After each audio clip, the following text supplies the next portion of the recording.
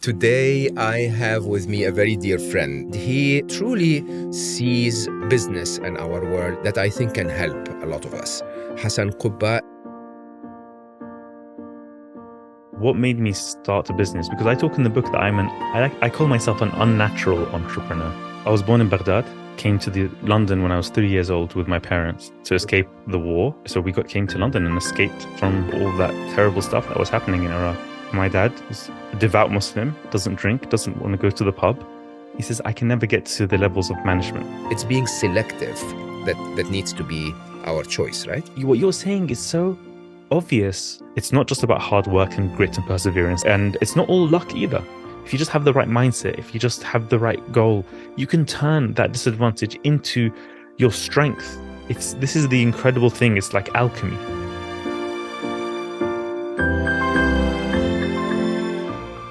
Welcome back, everyone. Today, I have with me a very dear friend as our guest. I met him at a breakfast get-together with another very dear friend, Ali Abdel. If you don't know Ali's work on YouTube, you're uneducated, basically. Ali's one of our best teachers. Many of me and my friends, Ali picks up topics and just analyzes them very deeply and teaches them on YouTube. Anyway, we were having breakfast at his place, and my dear new friend Hasan Kubba was present. We spoke about his work, which basically is all about using the world in your favor. Let's just put it this way. His book, The Unfair Advantage, is a bestseller. It was named the best top business book of the year for 2021 in the UK. It is a hack, if you want. No, I don't know if I want to call it a hack. I want to call it an approach to really, really acknowledging your advantages in the world and using them to your favor. Very, very clever approach. Hasan is also a coach to many, many business leaders, influencers, entrepreneurs. He is a speaker, and he truly sees business and our world in a way that I think can help a lot of us. Hasan Kubba is also interested in making everyone's life better with a lot of research and work on happiness, not just productivity and entrepreneurship. So, Hasan, it's been a long time, actually, since we've been together in the same place. And I'm very grateful that you agreed that we do this online instead of face-to-face. So how have you been, my friend? I've been very good, and I'm very honored to be here. Thank you so much, Mo. I love your work, love your books. It has been a while, and hopefully next time we in person as well. Can meet. I think my decision this year has been, I love London, but not in winter. So why? Very good decision. I'd love to make it over to Dubai soon. Or just anywhere in the region, actually, in the Middle East. You're from the region originally, Hasan? Yes, I am. I was born in Baghdad. Baghdad, Iraq, yeah. Came to London when I was 3 years old with my parents to escape the war. It was, at the time, I think the war had just ended. And so we came to London and escaped from all that terrible stuff that was happening in Iraq. Yeah. And that's 1991, right? That's right. Yeah. Yeah. So let's just make sure people don't think it was the George W. Bush war. No. It would be an infant it was, by now. as they call it in the West, the first Gulf War. But then in the Middle East, we call it the second, because then there was the Iraq-Iran war. Very unfortunate time for Iraq. It was. So in my 3 years, I lived through 2 wars in Iraq. In my do you believe they affected you? I mean, do you remember them at all? I mean, they affected your life for having to leave and go to a whole new culture, but I seem to have some. I don't know if it's when you don't know if it's a memory or a false memory that you've superimposed later because you've seen photographs or something. But I seem to have some memory of broken glass somewhere. I remember my parents told me, I don't remember, but I just remember this image of broken glass.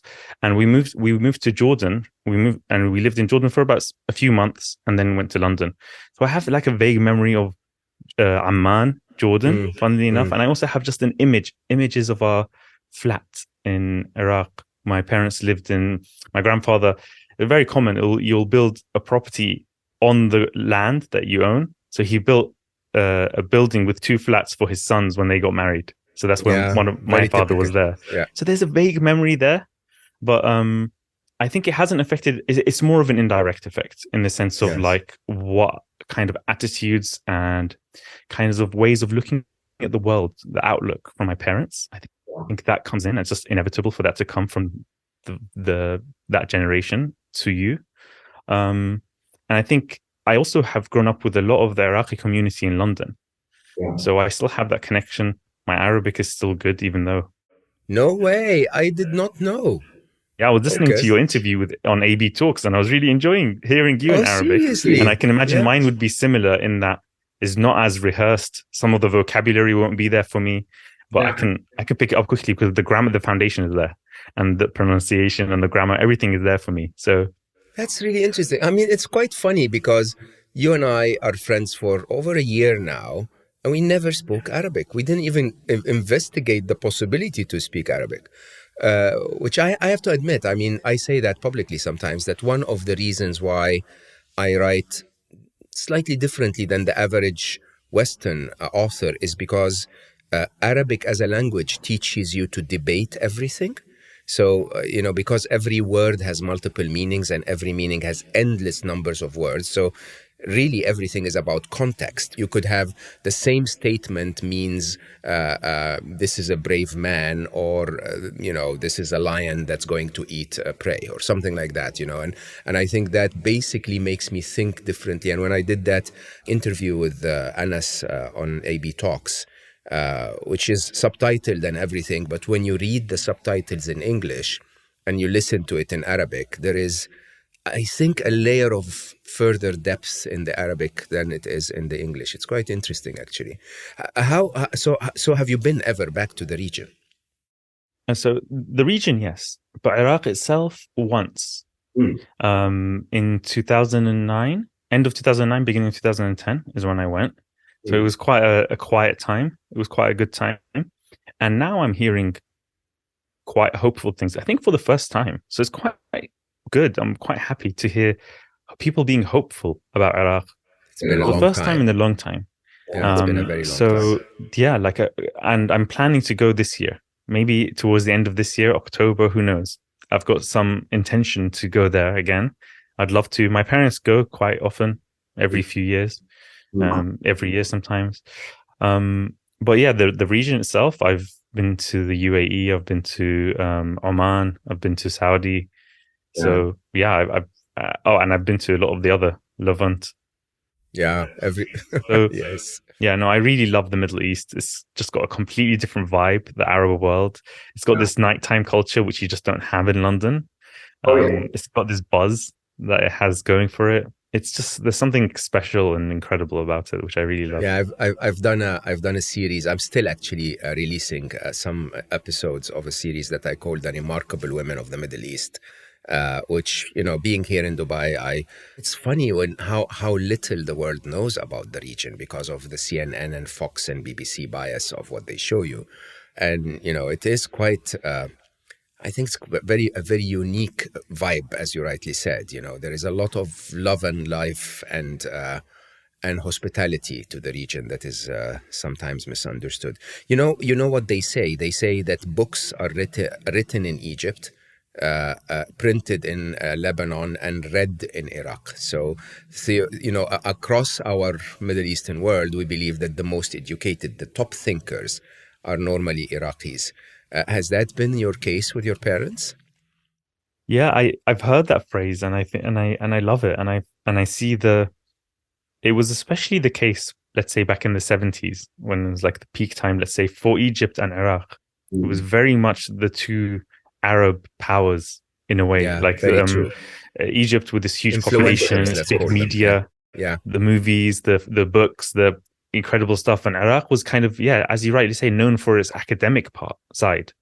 So there's a very big emphasis in the whole Arab world, really, towards scholarship, towards learning, towards being an intellectual. And people outside of the region really have no idea about that. And I think my parents definitely, they had a huge emphasis on education. My father, one of the reasons he was able to not be drafted into the war, on the front line, because obviously you didn't have a choice in Saddam's time, but he was able to teach at university because he was educated at a higher level. Yeah. Instead of being at the front line. So it's always something they've looked at with as a huge advantage, as a huge priority. And it's interesting that you say you have a different take, the way you write your books. I think that's definitely true for our book as well, in the sense of particularly the philosophy. The philosophy around success really comes from almost an Islamic and regional kind of view of how fate works, how success works, how luck works, how hard work plays into it. A lot of it is underpinned by that, the importance of gratitude. These are huge, huge themes in the book. And yesterday I was talking to particularly a Muslim audience. Yesterday it was an event of about 50, 60 people. And so I was like, I was able to talk even more openly about the underlying philosophy of how, we're not in control of our lives, as some of the if you read too much self-development books, which I'm a fan of generally, I like it as a general thrust, but it can leave you with a sense of this idea of life is in your hands. You're in full control of your own life, as if you have full agency and control, which if you just stop and think for a moment, obviously we don't. and so there's another underlying assumption, which is that we're all starting from the same starting point, which again, we don't. They like to pretend that it's the hard work and you follow the strategies and the hard work and everybody can be the next X, Oprah Winfrey, Mark Zuckerberg, Elon Musk, whatever. Reality is no, we're not all starting from the same point. We all have different circumstances, different situations, different unfair advantages, as we call them. So I think I think a lot of that is from that background that I've got. Yeah.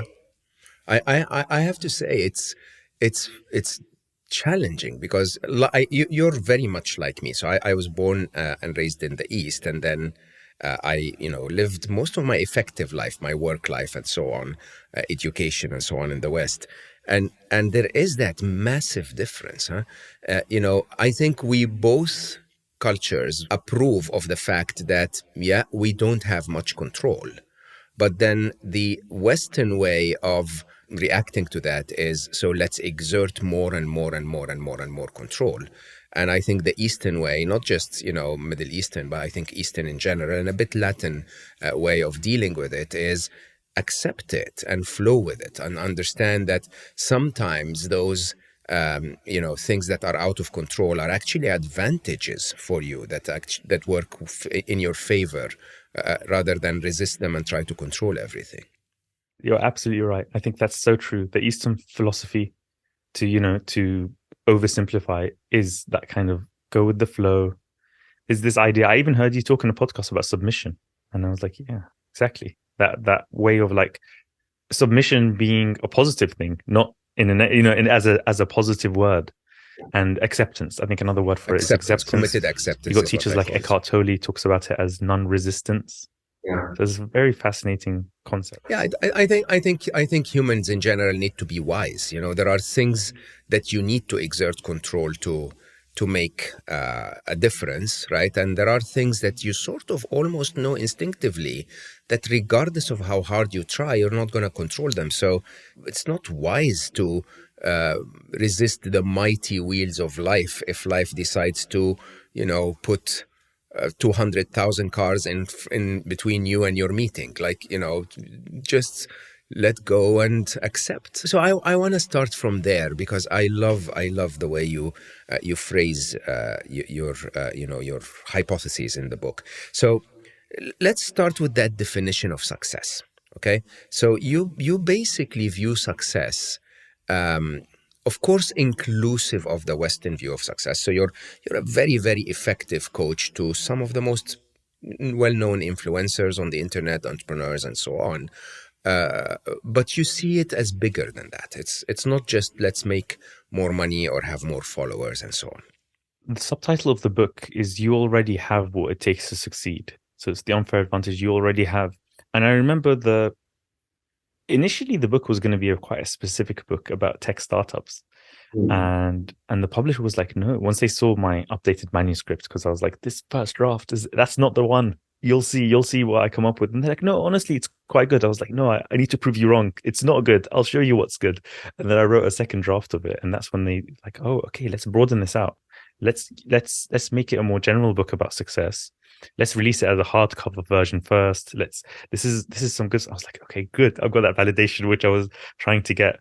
And I knew it was a broader concept, but I wasn't sure of this subtitle that they suggested. You already have what it takes to succeed. I was like, is that the philosophy, or are we trying to give some harsh truths and say, actually, there are different unfair advantages. You might not have them. That's okay. And then I thought about it and I said, hold on, but you can define success for yourself. They've captured the absolute essence of the book. So the idea is that anybody can achieve success, but you have to define success for yourself. We can't all be crazy, self-made multi-billionaires, or be super famous, be on the cover of Time magazine, or win Nobel Peace Prizes or something like this. We can't all do that. That's not true. No matter, people love to have a growth mindset, believe anything and you can achieve it. But no, there's a limit to that. We call it in the book the reality growth mindset. We love the idea of growth mindset. And if you had to choose a fixed mindset or a growth mindset, I would pick growth mindset any day. But there's also a limit. I'm never going to win the World Cup. I'm not going to score the winning goal in the World Cup. It's just not going to happen for me. And so I think the idea is that you have to define success for yourself beyond what society tells you success is, beyond the symbols of success. Something I like to remind people is that what we do as a society, as a culture, is we confuse the symbols of success, or the apparent symbols of success, with success itself. It's like confusing. There's this concept I've never studied neuro-linguistic programming. It's this kind of thing about like psychology and words and how words affect psychology. But I find it fascinating to learn about it. I pick it up. And one of the very core concepts of it is that the map is not the territory, meaning that you can't have a map that captures all the details, because if you did, it wouldn't be a map. It would be real life. It will be as big as real life, and it will be useless. And so this idea that we need to model the world, I did economics at university, and practically it's useless. Practically, I haven't done anything with economics. But one thing that was useful is learning to model and learning the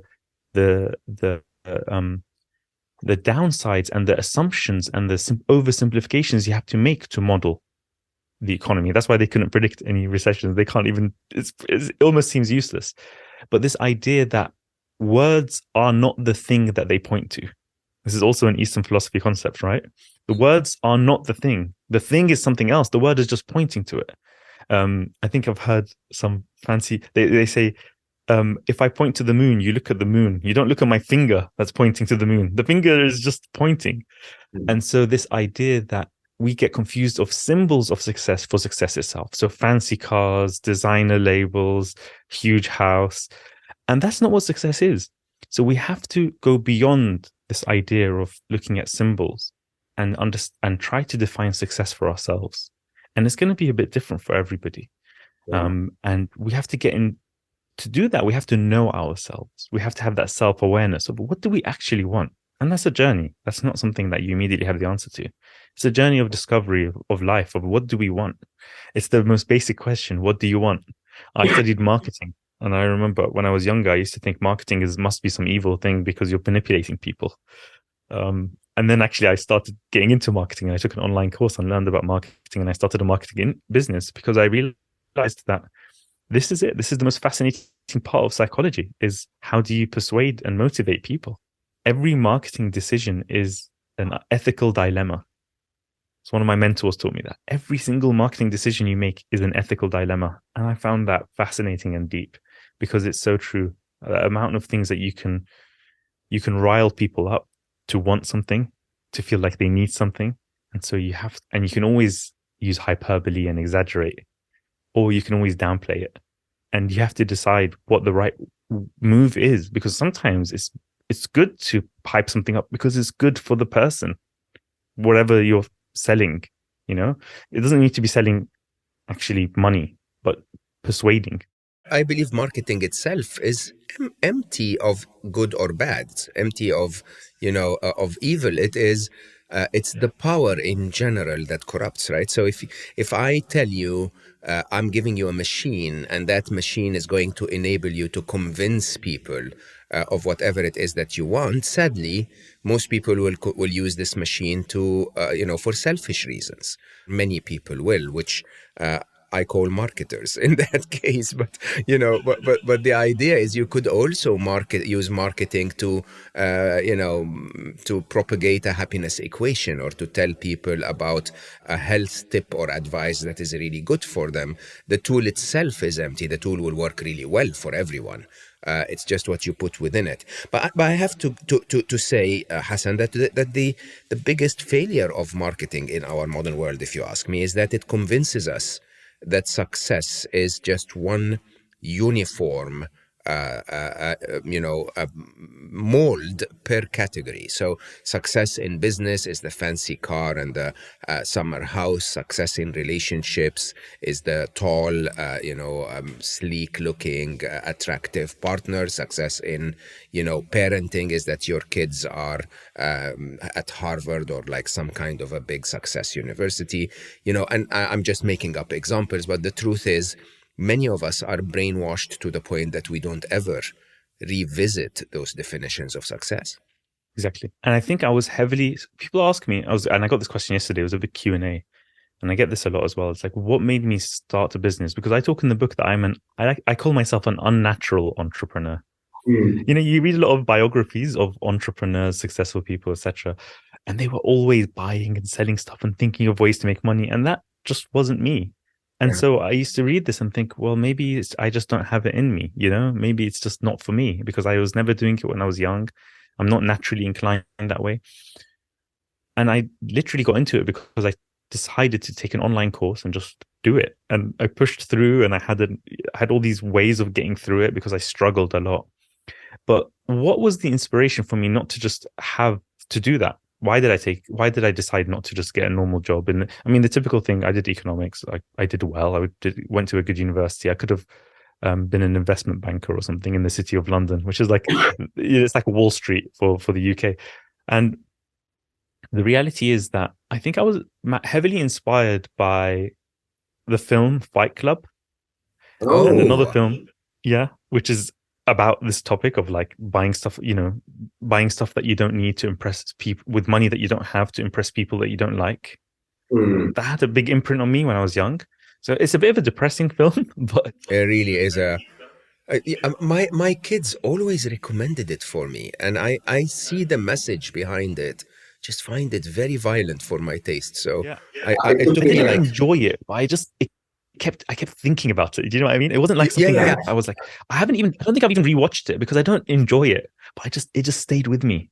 No, I mean, when I watched it, I went back to my daughter. So it was past the time when Ali left our world. And I was like, I would have really liked if you had told me the story without the scenes. Right. So if you just explained it to me.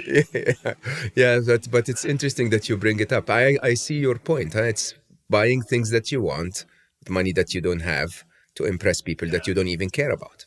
Yeah. And the other one is a much more light-hearted influence. Was a film called Office Space. I don't know if you know that. I don't know. It's famous for the scene. It's quite a low-budget film. It has Jennifer Aniston in it. It's got. It's essentially. It has a very famous scene where they beat up a printer. It's fantastic. They have baseball bats. Basically, these guys are office workers, and they hate this printer. It's a comedy film. And they take it out to the park and destroy it with baseball bats and kicking it, and it has gangster rap music playing while they destroy the printer. The whole idea is that late 90s feeling of cubicle, white collar, 9 to 5 rat race type of life. And Office Space and Fight Club, those two together, one very depressing, one very funny, two films, really did influence my view of, I don't want that life. I don't want that. The Dilbert comics. You probably remember. Yeah. My dad was in IT as well. So my dad was a civil engineer in Iraq, but he was always really into computers. He had computers in the 80s. My story of my life, yeah. Yeah. So he decided to do another master's degree in the UK in IT. And so he was he's database administrator for Microsoft back in the year 2000. So when we first came to London, we had no money basically, but slowly but surely we became, I would say, middle class kind of feeling here in the UK. But it's that life. And I remember one issue was that he couldn't get into the management type of roles because of, number one, language. He had a strong Arabic accent, Iraqi accent, and he also, because all that socializing happened at the pub. My dad was a devout Muslim, doesn't drink, doesn't want to go to the pub. He says, I can never get to the levels of management. And alhamdulillah, he did really well. Thank God he did well in his work and he enjoyed it. But I still remember these kinds of things are the things that influenced me and made me think, I'm not sure if I want that corporate life. So when you say that, most people will take things like your dad's unable to socialize at the pub and say that's a disadvantage, or you saying I cannot fit within the corporate world and think that this is a disadvantage. And I what I think is refreshingly not surprising, but sort of like, yeah, epiphany, like, is you go like, yeah, it is a disadvantage if you wanted to be a corporate employee, but it's a major advantage if you're not supposed to be, right? And I think The Unfair Advantage, your book, is entirely about that, entirely about the idea that based on how you define your success, you'll find that you have that you have all that you need to succeed. And based on what you have to succeed, you can define a success that's very different than, Oprah, but very, very valuable and impactful for you and your life. Yeah, you absolutely nailed it. So the book is broken down into three parts. Part one is life is unfair. I Understand love that. how life is unfair. Let's accept that. Accept that. Part two is audit your unfair advantage. So it's a framework that we've developed, the different categories of unfair advantages. So you can self-reflect and have a think about what your unfair advantages are. And then part three of the book is about how to start any new project, such as a startup, like a business startup. And that was kind of what we had in mind at first. But we've had people start charities. We've had people start projects within their work, like intrapreneurship. We've had people talk about it applying in their careers. And it was just a quick start guide to get people started in the right direction. Because I'm a big believer that you can really, because I fell into that trap myself, you can really bog yourself down with theoretical information. And really, you just need enough to get started, and then you'll learn as you go. And learning, I'm a big fan of just-in-time learning. So that was essentially the philosophy of the book. It's like, look, it's not just about hard work and grit and perseverance, as all these other books are telling you. It's not all luck either. You have some control. It's somewhere in the middle. It's based on not just hard work, it's based on working smart. It's not just working hard, it's working smart. And working smart means leveraging your unfair advantages. But first, you have to discover what yours are. I want to come to this in a second, but I want to repeat the sentence that you said. It's not all about grit and hard work and being grumpy and killing yourself and stressing yourself out, like all those business books and self-help books are telling us, okay? Which I have to admit, is something that really, really gets me. Because if I look back at my story of success, I rarely ever want to talk about my corporate life, but I ended up being chief business officer of Google X.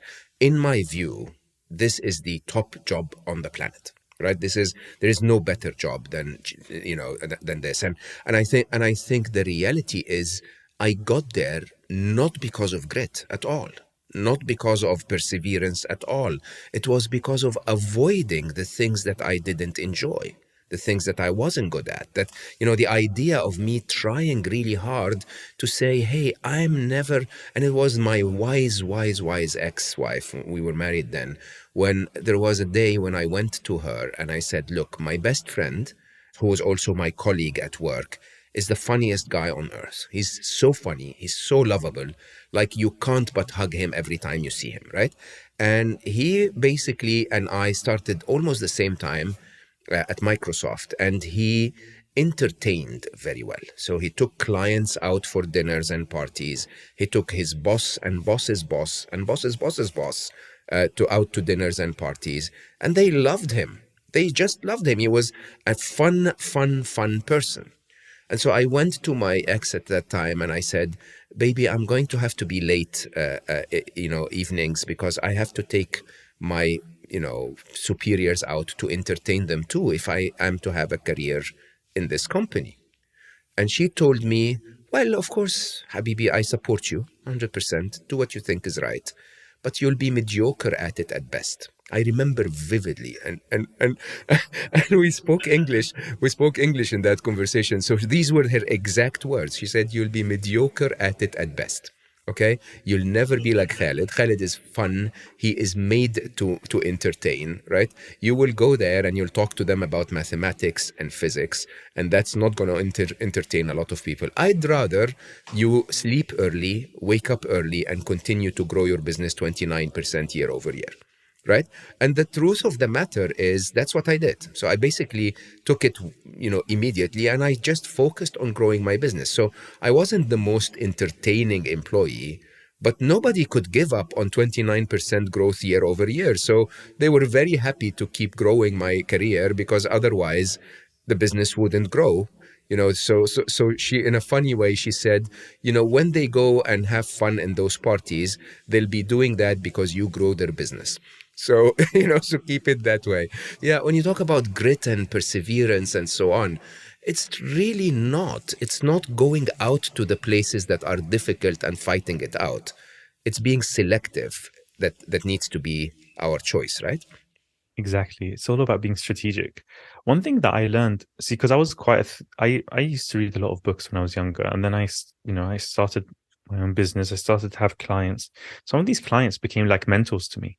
They were like very successful business people.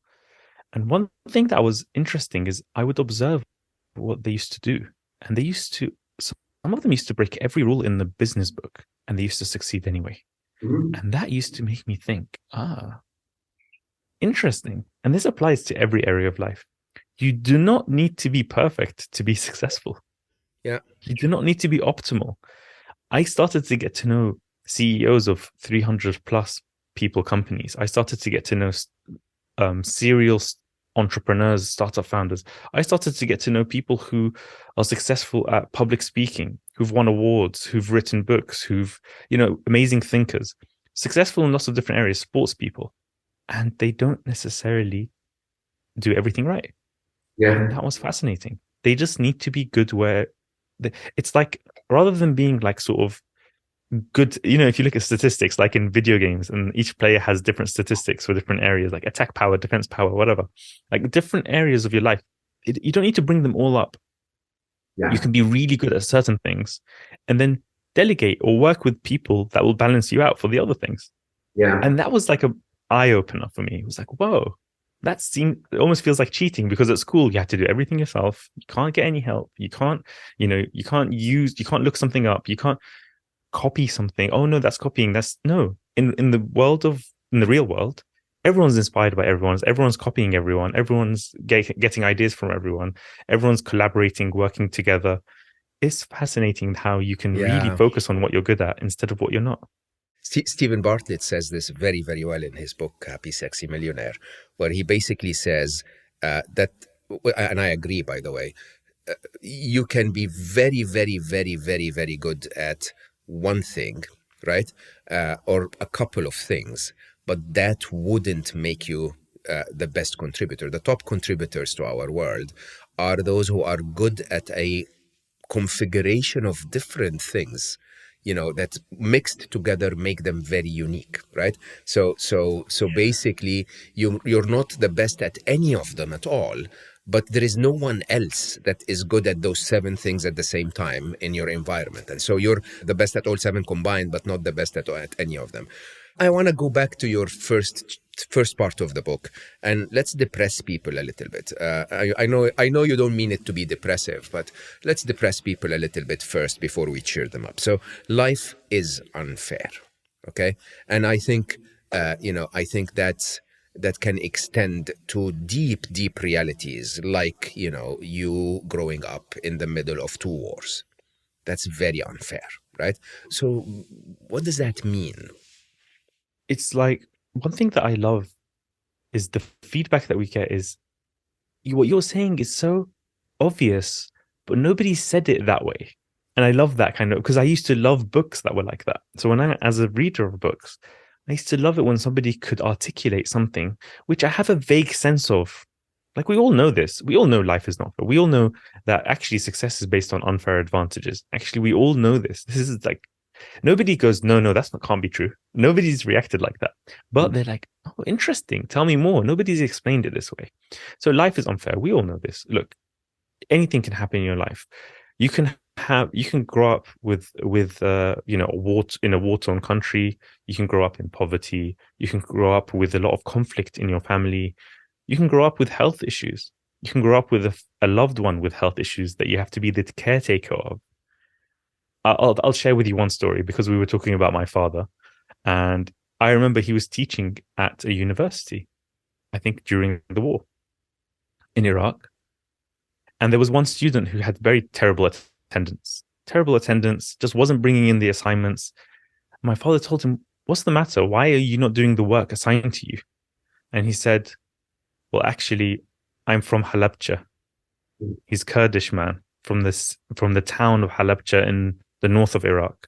This town is well known for a chemical attack. Saddam gassed, when they say Saddam gassed the Kurds, Saddam had a chemical bomb go off in this Kurdish town of Halabja. This guy's whole family were ill or wiped out or God knows what. Terrible tragedies. And at first, my dad was thinking this guy's just not putting in the effort. And then when he found out the full story, I see what happened there. And we can look right now where it wasn't long ago when the crisis is still ongoing in Turkey and Syria with an earthquake. Things like that are not fair.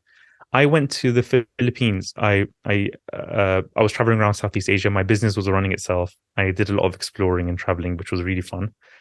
I remember I was staying in a very posh part of in Manila, the capital of the Philippines, where there weren't really any homeless people, any beggars. I guess they clean up the area. I don't know. But there were kids playing barefoot in the street. And I thought, in the UK, that's like, people are skeptical. Like, there are social safety nets in the UK. In general, of course, there are people that fall through the gaps. But in general, they always, for example, in the London Underground, don't give people who are begging, because you'll only encourage that to happen more. And there are other ways that they can get, welfare and social security and support. There are these systems in place. But I forgot that I was young, I was traveling. And so what we're used to is if there are, people begging, then usually somebody set them up to do so, or they're doing this almost as a bit of a hustle. That's a generalization, but that's how I felt at the time. Now, these kids, they came up to me and they seemed like they might be begging. They were playing earlier. And it broke my heart a little bit, especially because I realized what she was doing. She was pointing at this bottle of water I had with a little bit of water left. And that's what she wanted from me. She wasn't asking for money. She just wanted this water. And I was like in tears. I was emptying my pockets of everything I had and I was giving it to these children, because I realized, what kind of childhood is that? Like, how much poverty are they going through? How difficult must that life be that they might be thirsty? Now, I don't know how bad it was. I don't know any details, but it's just moments like that in life. And that's why I guess travel is great, because it can give you perspective. Yeah. I talk about this in my TED talk, whereby I was like proud of myself. I did this, I had this ego around, I did this. I set up this business. It was successful. I'm making a great passive income. I'm able to invest in some property, invest in some companies. And look, I'm not even working right now. This is the middle of the week and I'm in Indonesia and I'm just traveling around and I'm doing all this.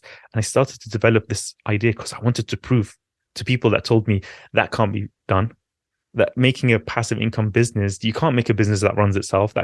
But I wanted to prove that it was possible because I did some due diligence. It felt like it can make sense. I can have my team take care of my clients. And that's what was happening.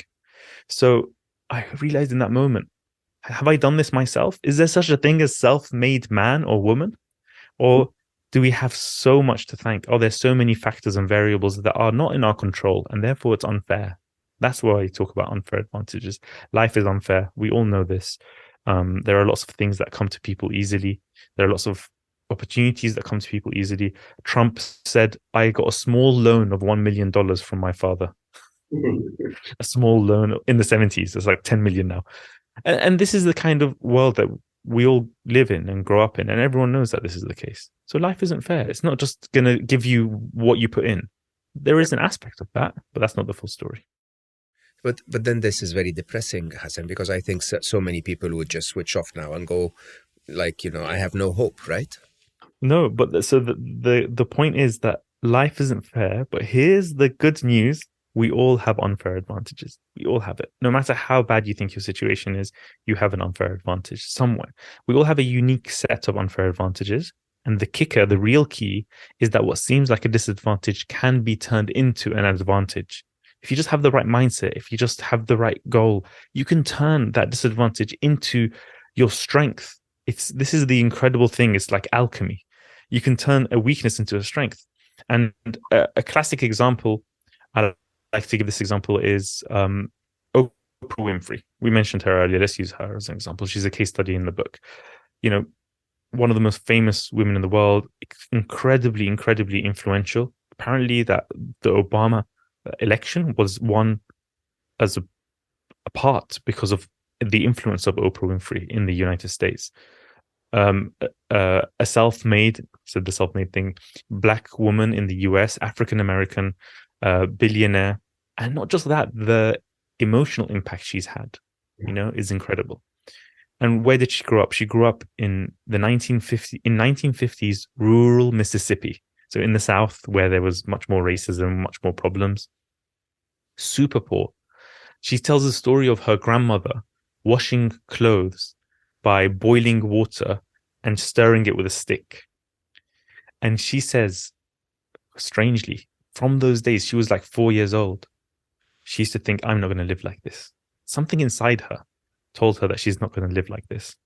And she went through abuse. She had so much discrimination. There was a story that her mother used to let her sleep outside while her sister used to sleep inside. Her mother was a maid to rich white families. And the reason was because of her complexion. She had darker skin color than her sister. Her sister was more favored, and she was allowed inside the house.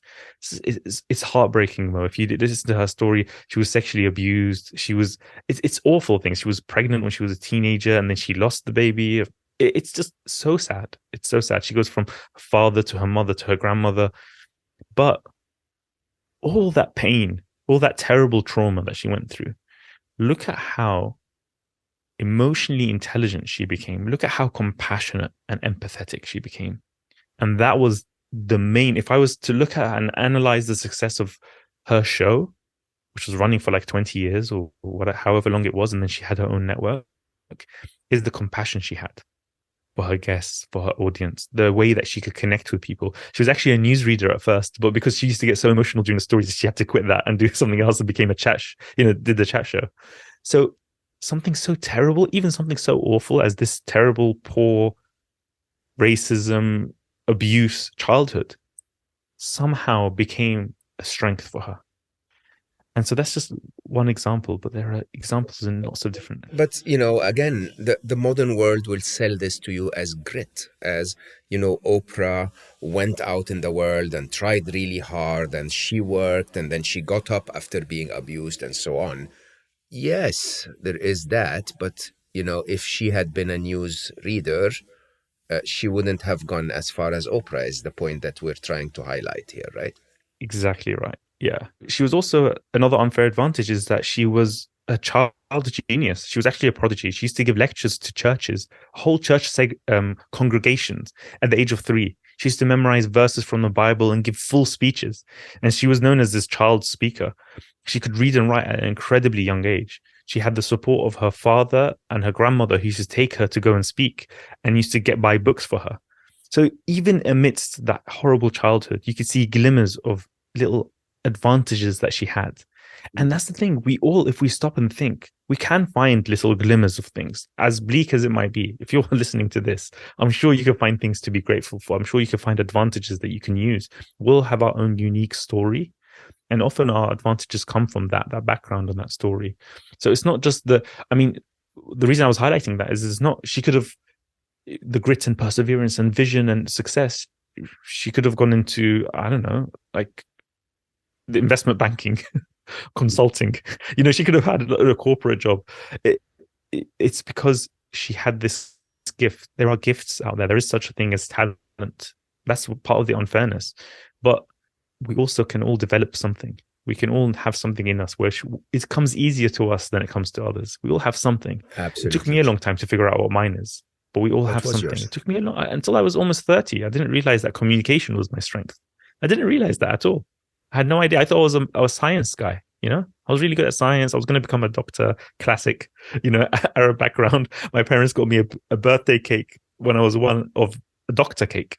Like, Hasan is going to be a doctor. Yeah, yeah, yeah, And yeah. so, Yeah, I'm sure everyone is very ashamed that you're a best-selling author. So, no, they're brilliant. They're brilliant. My yeah, parents are so supportive and amazing. But just to show that you never know what it might be, and it takes time, that self-discovery, to figure out what your unfair advantages are. And right now we're only talking about the inner unfair advantages, the strengths. yeah. We also include circumstances. And I Mm. think not enough books or people or gurus, they don't talk about that. They just talk about talents and focus on your strength, which is good advice. But what about your circumstances? What about who you know? What about where you are? What about what you've learned? What your experiences and expertise and circumstances are? So let's go there, Hassan. So you talk about the audit of your advantages, right? So in inner and internal and external. Let's start with internal. So what are you had that framework basically? Yes, we have a framework. So first we say start with why. It's a classic, what's your objective? Simon Sinek popularized the actual phrase start with why, but obviously that's been around since ancient times, is have an objective, have in Arab or Islamic culture, we say have a niyyah, have an intention. What's your intention? And nothing is accepted without an intention. You have to have an objective. So what's your why? What's your vision? What do you want? It's like, again, Yeah, come back to that yeah. classic What question. is this about? It's so Yes. short and so simple, but it's so deep. What do you want? And so you have to start with what your actual motivation is. What is it that you're trying to achieve? Because if you don't know what you want, then any path will take you there. It's that classic line from Alice in Wonderland. She says, "Which way do I go from here to the Cheshire Cat?" And the cat says to her, "Well, where do you want to go?" She says, "I don't care about where I go. I just want to know which way to go." He said, "Then any way is the right way, any path." Mm-hmm. And so we have to start with the vision, the why, the motivation. What do you actually want? Maybe you want freedom and flexibility in your time. Maybe you want to spend more time with loved ones. Maybe you want to live a very adrenaline filled life. Maybe you want excitement and adventure and travel and extreme sports. Who knows? Maybe maybe you just want that status of being middle management at a company. It's all good. There's no value judgments here. It's what do you want? Maybe you want to be a dentist. Maybe you want to be a singer. Maybe you want to dance. So you have to start with that. That's a foundation. The next level is your personality type. Now, I don't really do personality type tests type things much, but I think it can be valuable. I don't really believe in the results very much. I think it can be valuable because it makes you think. When you're doing like a Myers-Briggs thing, whether that's, whether psychologists don't even rate that one very much. They use the big 5 personality types, extroversion, neuroticism, etc. But it doesn't matter. What matters is for you to reflect. And also ask your loved ones, ask people you've lived with, ask people you've traveled with, ask people you've worked with. Get that insight about yourself. Know thyself. So first, understand your intention, then understand your personality type. Then from there, you can start off with mindset factors. So the classic self-development stuff, have a vision, have grit and perseverance, have resourcefulness, have lifelong learning as a mindset. Then we go to the Miles framework. The Miles framework, so these are all foundational things. The real thing about unfair advantages is this Miles framework. Miles is an acronym. M stands for money. Money is an unfair advantage. Whether people want to talk about it or not, it is there. Most companies, businesses start with family and friends money. What if you don't have rich family and friends? No one talks about that. No one wants to discuss that. This is crazy to me. No one wants to discuss or admit this. Then you have I, intelligence and insight. And intelligence isn't just book smarts or IQ. It's also your emotional intelligence. It's also your creativity. Insight, that one's very powerful. And we can come back to that one. Insight is, do you have a unique insight into a problem to solve in the world? Do you have a unique insight into how you can connect with people that other people haven't connected with? L is for location and luck, which is right place, right time. Right. Okay. Are you in the right place at the right time? People talk about that. I was in the right place at the right time. People with a bit of self-awareness, a bit of humility, they talk about how lucky they were. And actually, most successful people do talk about that, whether it's false modesty or real. I think they're all pretty aware of how lucky they were in their lives. So Oh my location God, I and luck. absolutely will tell you that. Yeah. Exactly. And then you have education and expertise. E is for education and expertise. Education can be formal learning, but expertise can be what you build through experience, which is powerful. And that's how I learned marketing and and business and strategy and all that stuff. S is the most powerful one. It's the final one. Is status. Status in a broad sense. How are you perceived? They say don't judge a book by its cover. Oh, And that's everyone because judges. everyone Yeah. does that. Yeah. Because everyone, as a human nature, we judge things by how they appear, not just aesthetically, how they sound, how they walk, how they talk, what credentials they have.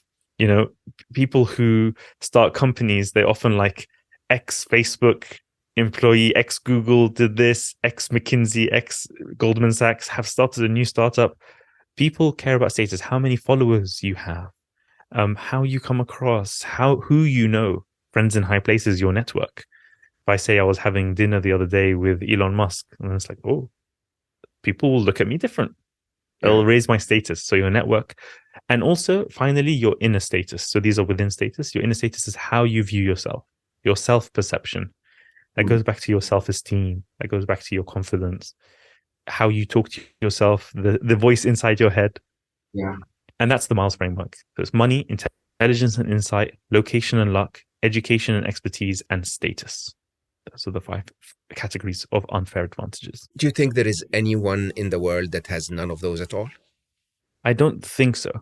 Because, for example, for status, you can't even really quantify.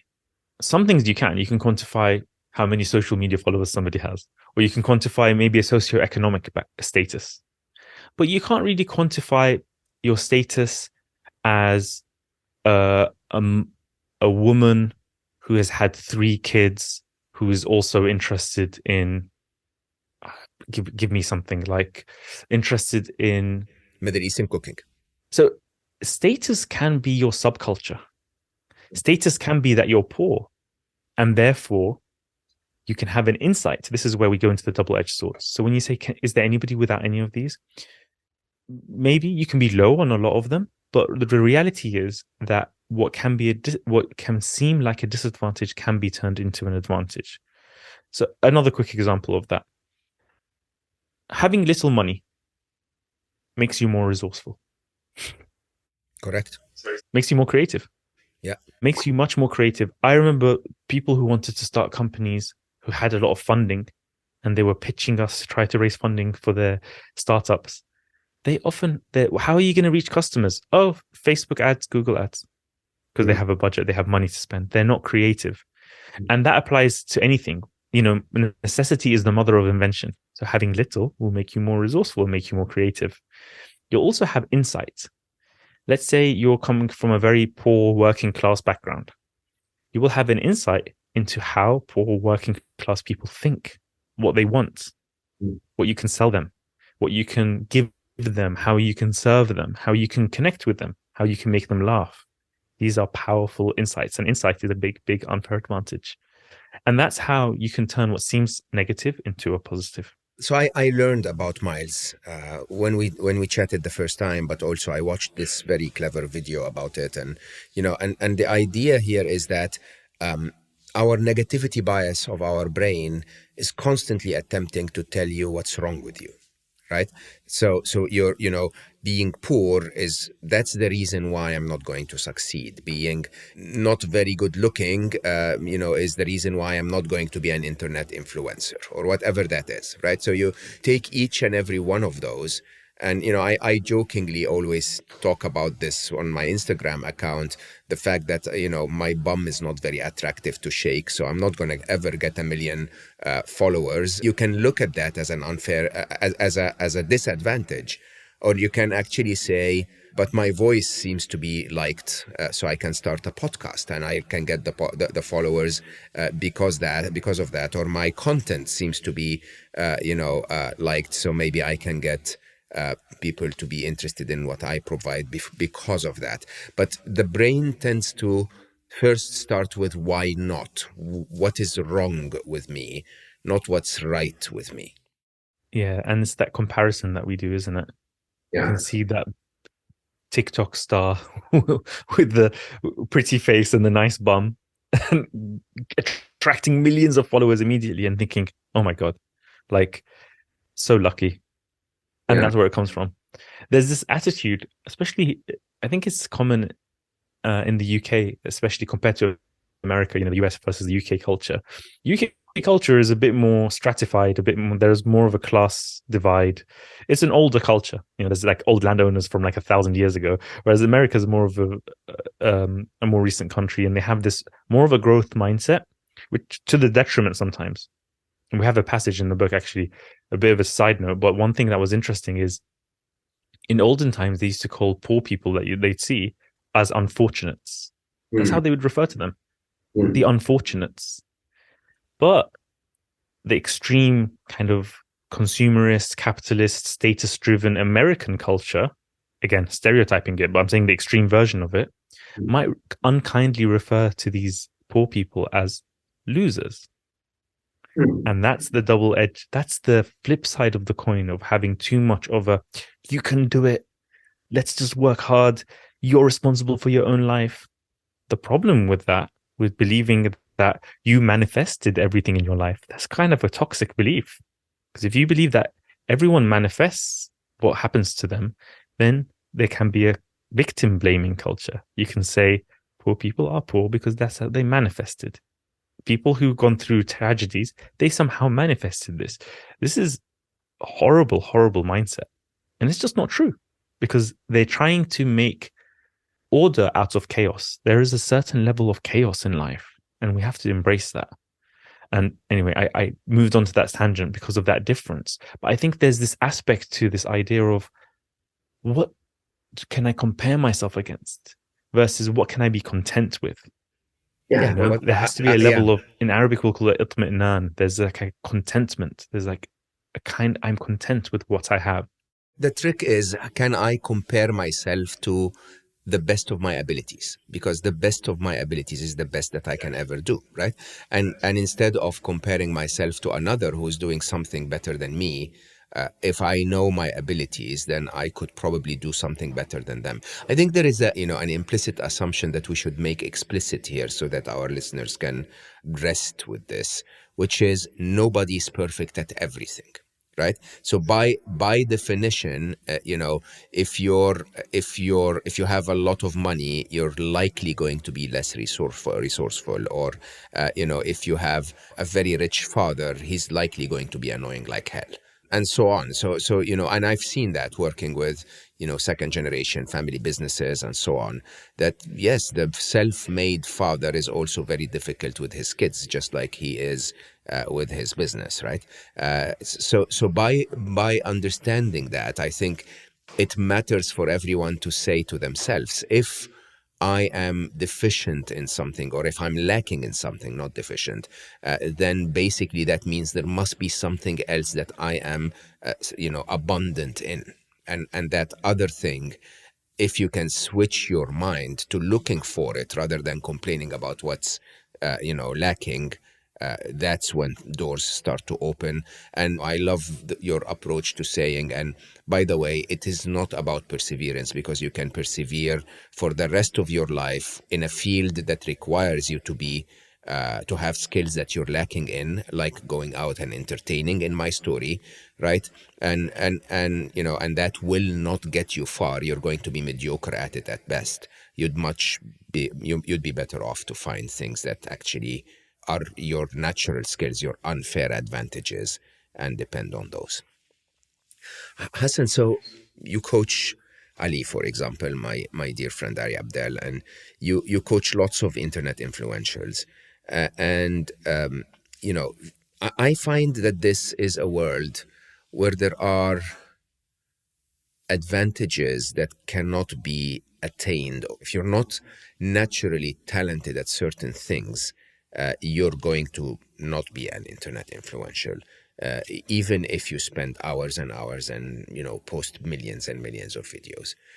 What's your biggest learning in for a generation of youngsters that are so crazy about that idea of I am going to be an internet influencer? Uh, you know, have you ever told anyone that's not for you? That's a good question. No, I haven't told anyone that's not for you. So I work with, as you say, influencers, these YouTubers, TikTokers. They're these content creators online. Usually, the ones that seek me out and hire me. Although I actually give a lot of consultations pro bono because I just love talking to people, and I think it's also a selfish reason. I build insights. I get the unfair advantage of insight by talking to people. So I do give time. So for the ones who hire me, they usually have a business already. So either they have another business separate to the YouTube world, and they're thinking of going into YouTube, and that's an area that can come about. I also just coach startup founders as well. That's just the classic thing. For those, I think that they can try different things. So often I'll nudge them to trying. Okay, you don't like this style of video. Do you want to try doing a fully scripted one rather than trying to come up with what to say on the fly just from some bullet points? Or do you want to try doing a voiceover over like some animation instead? Or do you want to try a podcast instead? Maybe you'll be better with conversational. You'll feel more comfortable. Or maybe we should do short form videos where they can be highly produced, highly edited vertical videos for TikTok or YouTube Shorts, etc.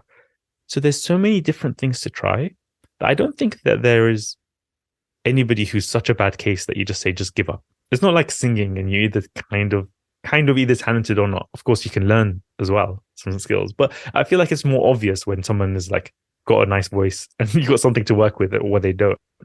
I think with content creation, I think there's so many different ways of doing it. So there can be an angle in this. There can be some way that they can connect with an audience.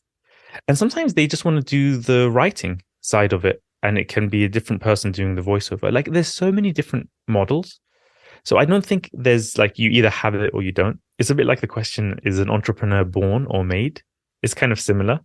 And I think it's, or is a leader or a good parent or something like this. Is it like a nature or nurture? I think there's always going to be a lot of things that you can influence and a lot of different tactics you can take. So no, I've never found myself telling somebody, this just isn't for you. I think most of the time people will give up before then and just won't do enough. People usually give up too early. It's very rarely the case that somebody's persevering with something that just isn't working. Because usually you need that external feedback to keep. I was hoping you would tell me that you did, so that you can actually tell me to give up on it, and that would free up. Please do not give up on it, because I love your content and I think you're a fantastic content creator. So that's the truth of the matter. Oh man, it's just a full-time job, really.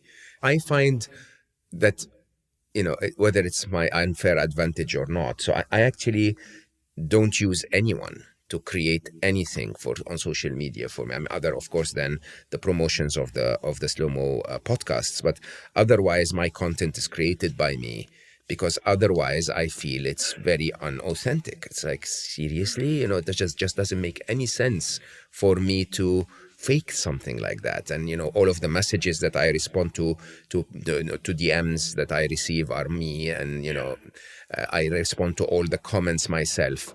And in a very interesting way, I think that's probably an advantage, because again, believe it or not, it's part of our culture. If you're greeted by someone in our culture, you have to greet them back better. And so it's so ingrained within us that, I can't receive a message from someone. And sometimes people send me a message and they go like, I can't believe you answered back. Why would you do that? You're this famous person. And I'm like, because you said hi. It's like, it's very rude that you say hi and I don't say hi back.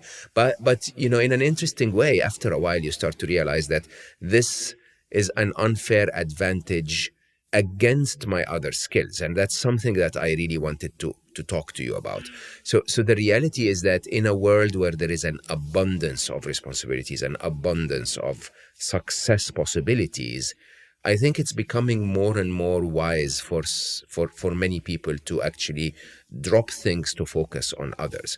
So in your part three of the book, you talk about how do we move from there? How do we move from auditing our advantages to actually becoming successful? Can you take us very quickly through that process? Yeah, I think starting a project, again, you have to have, or leveraging your unfair advantages. Okay, now you've discovered what they are. And it's, again, it's a journey, but maybe you have a feeling, maybe I'm kind of stronger, but where I'm located is actually a really good hub for what I want to do. It's actually a good media hub, and maybe I want to get into media. Or maybe it's great for yoga. It's people use it as a yoga retreat. So maybe I can actually do more of that. So that's the kind of, you have this idea now of where you're at, but how do you leverage that? Well, first of all, again, go back to what your objective is. What are you actually trying to do?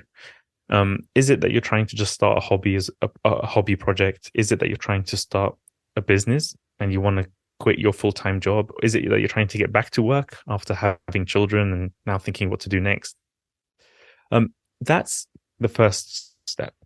The second step from there, I find this very useful, is the idea. So this is like, if you go to business school, they tell you, okay, ideation, what's the idea? And that, you can think of it that way. But I like to think of it as, who are you going to serve? Who is this for? Who is your target audience, or your target customers, or your target, whatever, like people you're helping or your clients? Start with who. People often struggle with an idea. Like, what exactly is the idea? They might think it's just a hobby that they want to start to monetize. And really, that's not the right approach. The right approach is to think, how can I serve? Who can I serve? Mm-hmm. And often, a very good one, because you have an unfair advantage of insight into it, is a younger version of yourself. If you're serving a younger version of yourself, or even a current version of yourself, like a problem you're facing, and you want to, let's say, invent or create something to solve that problem, that is a very, very powerful place to start. Mm-hmm. And I often like to think of things as transformative, in the ideal sense. Like, if you create I think your books, for example, Mo, they're transformative, they're transformational. So what does that exactly mean? It means it takes somebody from A to B. It takes them on a journey. So I love to tell my clients, my customers, my students, I've done some online courses, what is the journey you want to take people on? What's the A to B? First of all, let's define A. Okay, who is it? Okay, it's let's say third culture kids. They call that third culture kids, like immigrant children in the West who have moved around, and their parents are one culture. They live in the West, it's a different culture. Okay, that's who I'm targeting. Maybe it's more specific. Maybe it's like Chinese second generation immigrants in the UK. Maybe it's something that specific. Or maybe it's like Asian second generation in their 20s who are thinking about a more fulfilling career. It could be along those lines. I know because I went through that. Okay, let me tell them what I wish I'd known. Let me teach them, or let me write a guidebook for them, or let me create a product for them. Or maybe I can create a database of different careers, and maybe it's like a tool or a software. It doesn't matter what the product or service is. Just think about what the transformation is. Who am I targeting? What are their fears and frustrations? How I like to think of it. What are the fears and frustrations? And then that's A. And then B is the end result that they want. Not that you want for them, that they want, which is a very key distinction. You have to put yourself in their shoes. This is where empathy comes in, emotional intelligence. What, in their words, is the problem? And what, in their words, is the desired outcome? Yeah, absolutely, exactly. And that's B. And let's just very roughly say, solve for happy is about finding happiness.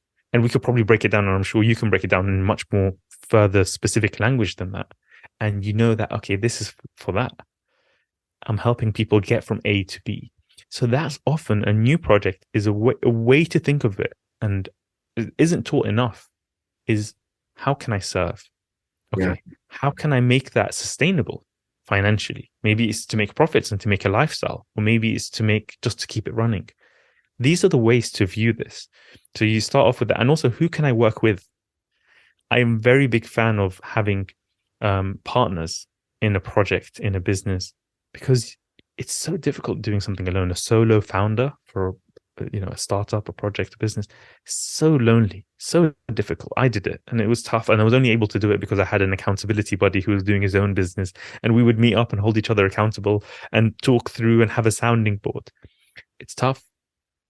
Having somebody to balance out where your weaknesses are and the unfair advantages is amazing. It's incredible. It's like, think of like Steve Jobs with Wozniak. Steve Jobs was the visionary, he was the communicator, and Wozniak was the technology. He was the tech guy. He was the nerdy coder. He didn't want to talk to people. He wanted to just do it. Think about WhatsApp. WhatsApp, the founder of WhatsApp is Jan Koum, Ukrainian immigrant to the US. He was the coder. He cared about like having messages go through. He cared about infrastructure. He cared about speed. He cared about having it cross-platform. He cared about all these nerdy things. He co-founded it with Brian Acton, who helped him raise funding, who helped him pitch the idea, who helped him to do that extrovert side of it. So that self-awareness that he had of, I'm not really good at this side of it. Let me work with somebody else. And I think that applies in every space. We have to think about who can help. And I'm a really big believer in having partners or co-founders. And it's not easy to find. I often get the question, how do I find a co-founder for my business? How do I find a partner for my new project, my new charity? And really, it's like, how do I find a husband or a wife? It's hard. You have to have trust. You have to have shared values. You have to be able to put up with them. They have to not get on your nerves. You're going to be spending so much time with them. So it's not easy, but it's fun. And you can have test projects, etc. But those are the kinds of things that we cover in the Startup Quick Start Guide. Is who are you serving? What is it for? How can you make it successful? How can you use timing? Is there a trend that you're using? Is there something that you can use that maybe the timing will be a bit better? Use your unfair advantages. That's the key. The key is to be aware of what you have and use those. And don't try and do something that's way outside of where you like, unless you can leverage other people. Yeah. And that's an unfair advantage in and of itself. I have to say, what you just said is fascinating, because in a very simple way, every time anyone pitched any idea to me, whether that's a business or I want to change the world or I want to teach children or I want to whatever, right? People have that tendency to focus on the what. If I built a better photo sharing app, I can compete with Instagram, right? Or if I had a six pack, then I'm going to attract the right, partner. Okay. When in reality, you have not even mentioned the what in this conversation. So you started with understand yourself, understand your unfair advantage. Right? You started with the why. Why am I doing this? What do I want to do? Right? Then my unfair advantage. Then you went into who am I serving? What is it that they're looking for? What ways can I deliver on that? And then back to my unfair advantages of, how can my unfair advantage serve that path? And then who do I partner with? So interesting, because in all honesty, I write that way. Every product that I've seen us create at Google is created that way. It's the product, the final idea itself is actually the outcome of all of this. And then suddenly, when you do all of this, the idea that comes out is an idea that's actually fit, not only for the current market, for your target market, for your skills, for your resources, for everything that you have, not just, one of a million possible ideas that is a dream that can succeed, but will not succeed for you because you've not done that legwork, if you want, of trying to find out what it is exactly that fits with you, your skills, your environment, your targets, and so on. That's really fascinating. I find that really valuable. Thank you, Mo. Yeah, and I'm glad you picked up on that. Not about the what, because I get the same thing. It's like, I'm doing a cross-platform crypto. Okay, for what? They just throw the keywords AI-driven blockchain. But what is it for? Who are you serving? What problem are you solving? I like to think of it as problems to solve as well. There's a nice way to view things, in the sense of like, it's just a way to add value. I like to view success as how much value can you add? How much value can you put out there into the world? So interesting. I'm revisiting in my head my next book after next, Finding Love, which is about love and romance. And you're spot on, because I'm basically saying, yeah, what are you doing? I'm going dating. Like, is that going to work if you don't even know yourself, if you don't even know what you're looking for, if you don't even know who you're looking for, if you don't know who can support you through that journey, what you're going to talk to them about, are they going to give you sound advice? It's, the infrastructure of what everything around that idea that finally is lived in a date. Okay, you didn't do any of that work, and then you're going on a date, and you're eventually going to end up with someone that you're going to break up with in 6 weeks time, and it's just because you haven't actually done the reflection. It's quite interesting the way you look at it. Hassan, I don't want to take too much of your time. It's been a very, very, very enlightening way of looking at things. I want to talk to you as a last question about happiness, because I know that you've been working on that for a lot of your clients as well. So if I ask the simple question, what's your secret to happiness? What would that be? Mm. I really believe that the secret to happiness is gratitude. I believe that too. Gratitude is like the closest. It's magical. It's like a miracle. Gratitude in how it changes your psychology, in how it changes your outlook, in how it changes that you can see what you have going for you rather than what you don't. You can see how much blessings you've got. It's really the key to happiness is gratitude. I really truly believe that. So if we can be content, if we can be but content, see, the thing is, I work with a lot of high achievers, and I'm an ambitious person myself, right? And this is just my background. And when I think of contentment, it almost scares me because it's like, well, does that mean then I won't work hard? Does that mean then I won't make more money? Then does that mean I won't raise my status further and further? And no, it doesn't. That's the yin and the yang. I think that we have to balance self acceptance with self improvement at the same time. That's the yin and yang. If we can have both of those and be happy on our journey while we strive, I do believe that we're not made to just sit on the park bench and just think. I don't think most of us are like that. I think most of us, and especially younger people, you have to do things in the world, and that will make that kind of labor, like efforts, can be fulfilling. But I think it can't be fulfilling if you think you'll enjoy it when you reach a certain point, because that goalpost will keep moving. So I think the key is to be happy on the journey and to be grateful for what you've got. I think that's the key to happiness. Yeah, and I think what we said today, Hassan, is that not only can we be grateful for what we've got, but we can see serious unfair advantages that we have because of what we've got, including the harshness or the hardship that we went through, including the seeming disadvantages that we have in our life. Not only can we accept them, we can be grateful for them, and then we can celebrate them and make them work for us. This has been a joyful conversation as always. I'm very, very grateful for your time and for that what you shared for us. Thank you so much, Hassan. Thank you for having me on. And for all of our listeners, I recommend The Unfair Advantage. I think it's a wonderful read. There's the Unfair Academy, which is part of Hassan's work to help you learn about the concepts and the frameworks and the models. But at the end of it all, I think what we wanted to tell you today is, yeah, life is unfair, and that's a wonderful thing.